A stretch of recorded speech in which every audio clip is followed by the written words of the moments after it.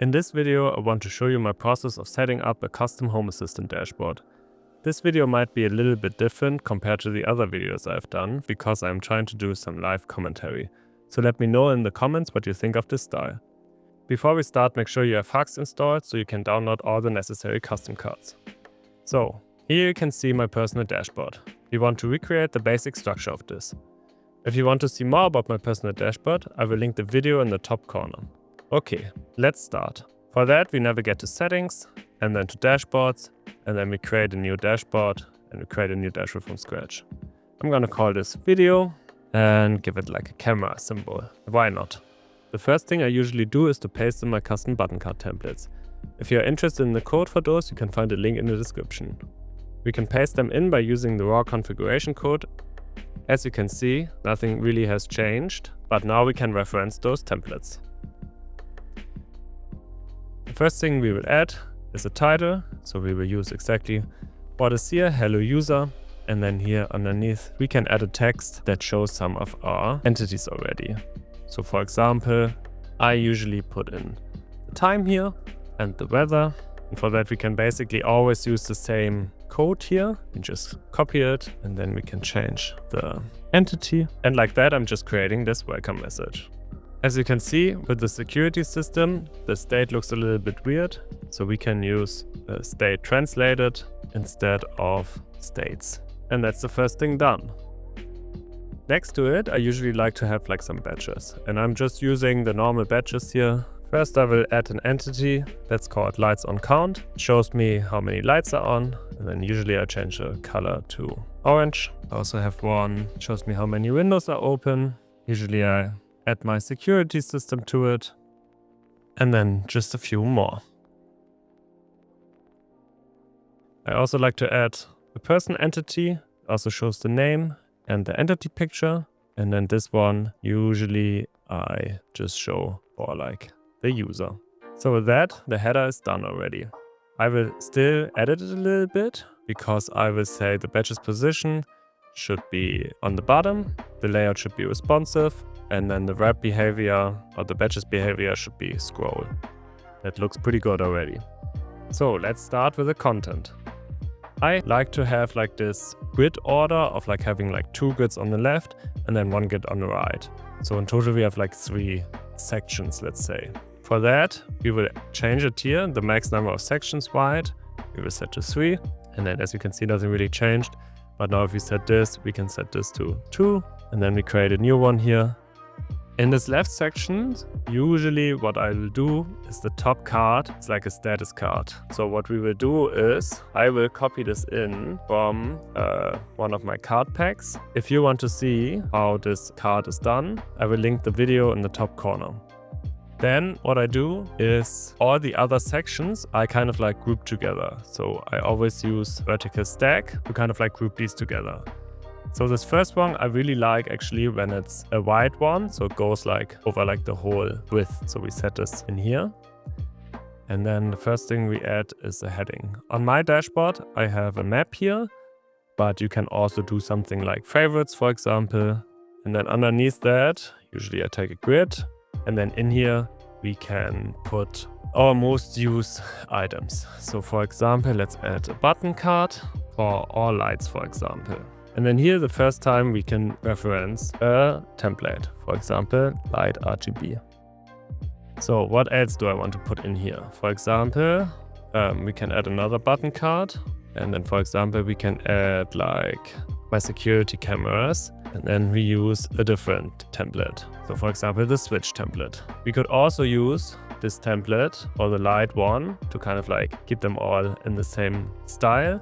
So if we want to customize this card, we can do that by changing the variables. For example, there's an icon on variable, be off, and then the color could be yellow. And then the same goes for this, but instead we can make it red. And then if we want to add another one, we can do that by just copying this. You can see they all have the same things now. So here we would have to do CCTV and CCTV off. And then we can save that. As you can see, now we have like a favorites tab here. Underneath that, we can add another thing. We will add a heading again. And then, for example, here we could add something like weather. And then underneath that, we could, for example, add the clock weather card, because I think this is a very nice card. And then we have that here. And like the benefit of doing it in like vertical stacks is that you can like easily move these around because they're like linked together. Usually what I do here is add another one. This one I call security. And then underneath here, we add another button card. And with that, we can use another template. There we go. Let's put another card underneath here. We put like a grid card underneath here. And then we can put this in here for now. But what I like to do is I put here the person cards. And then you need to put a sensor here. And then we can copy this and put some other people here as well. I think our dashboard is coming together quite well already. So what do I do on the right side here? Usually on the right side here, I put a section that's called rooms. And then underneath here, we also add a grid, 2 columns. And then in here, you can just put like this button card for now, but we will change it a little bit. Here I want to use my room card. So we will give it the right light. We will change the settings to room card. You can see how it looks already. And then the variables are a little bit different. So for the variables, we have icon, which is MDI sofa. And we have a binary sensor for the window. And then we also have a variable called state, which I'm going to copy over because it's a bit more involved, in which we have to put the sensor for the living room temperature and the sensor for the living room humidity. The only thing missing now is the tab action. I'm working with bubble card pop-ups. So we want to add the navigate action and the navigation path. And with that, this card is done. So now what we can do is we can copy this card, paste it again, and then we just have to adapt it to like another room, like bedroom, for example.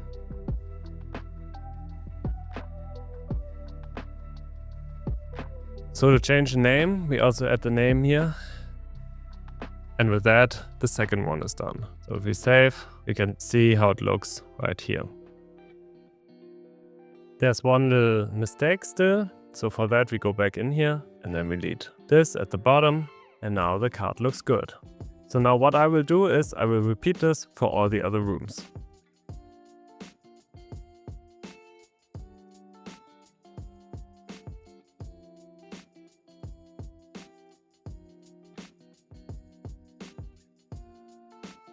So now you can see our dashboard already looks quite good. But right now when we click a button, nothing happens. So we have to add the room pop-ups via bubble card. For that I add another section here. Let's delete the title. And then in this section we make it like 3, because this will hold all of our bubble cards. So let's add a new one. Pop-up. Call this one living room. And then, for example, we can include the example configuration here and create pop-up. So if we save this now and we test this, as you can see, the pop-up opens when we click the room. I really like this already, but we will change this a little bit. These we will delete. Instead, we will use the heading. And the first thing that I use is usually climate. And underneath, I add a bubble card, climate bubble card. Underneath that, I add another heading. I call this devices. And then I even add another heading. I call these lights. But this time I make it a subtitle. The next thing we add will be an auto entities card. And this is kind of like where the magic happens. So what we will do is we will add a filter and we will say, we want all the entities from a specific domain, in this case light. And then you can see it automatically puts in all the light domains in here. However, so we only want the ones from the living room. So that we can do as well. We can put in another rule here and put an area. And then for the area, we say living room. So now it only has the living room lights in here. This looks quite good already, but what we want to do is we want to use the custom button card. So for that, we will go into the YAML code. We want to change this card to grid. Columns should be 2, square false. And then this is really important. We want to put here a card parameter, which will be cards. So as you can see now, instead of the entities card, we have a grid card. But in the grid card, there's nothing basically so far. So if we go back to working on it in the UI, we can go here and we can use this option field, and in here we can specify what card we want to use for the lights. So what we will do is we will use a custom button card and we will use a custom template for this. So this last part is really important because this says to the auto entities card, for every entity you will use this card, and for the entity you will use the specific entity of the light. And with that we automatically filled this space.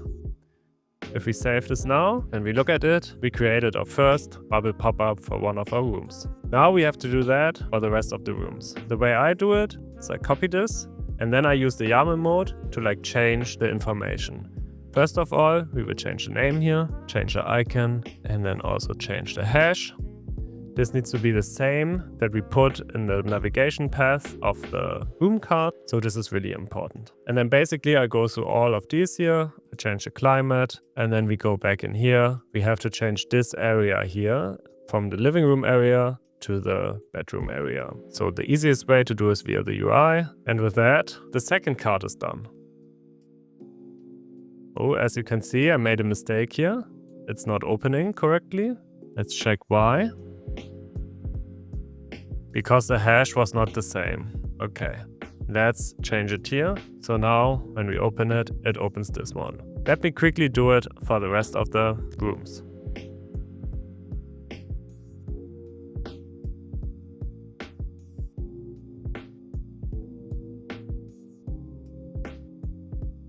And with that, our basic dashboard is pretty much done. The goal for the video is to make our dashboard responsive. That means it will look good on dashboard and mobile. The first and one of the most important aspects for me is the navigation. For that, we will add navbar card.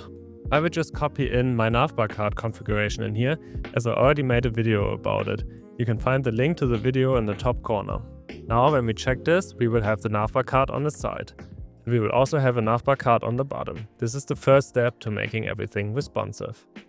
The second step is we have to decide what information we want to see on the different screens. So for that, I usually go through the whole dashboard and decide what I want to hide and what I want to show. Let's do that together.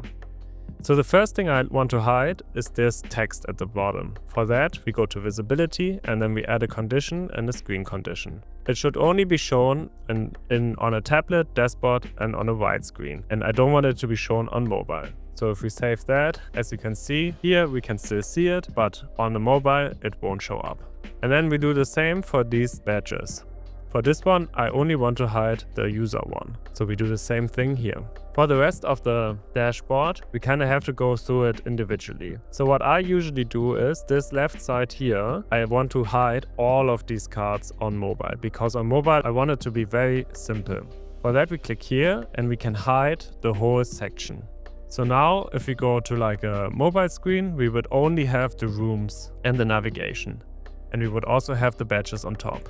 But I also want to have my own header on mobile screens. For that I actually create a new section, and this section I will bring up next to the section for the tablet dashboards or for the widescreen dashboards. This section I also give a visibility state, and I only want to show it on mobile. The title we can delete. But one thing that I want to put in here is of course my custom greetings template. I will copy it in real quick. So for this, we have to change the variables here. So for example, we can put Anna, dog. So now on mobile, this will be our header. But on the dashboard, on the desktop version, it's hidden. If we want, we can add some more cards here, for example security cameras, or we can for example copy this card and then add it in here and change the grid to 2. Maybe I only want 2 cards here to have some favorites on the mobile dashboard as well. And honestly, that's pretty much it. Now we have a responsive dashboard that looks different on mobile and on desktop. Let's check out how it will look on the phone.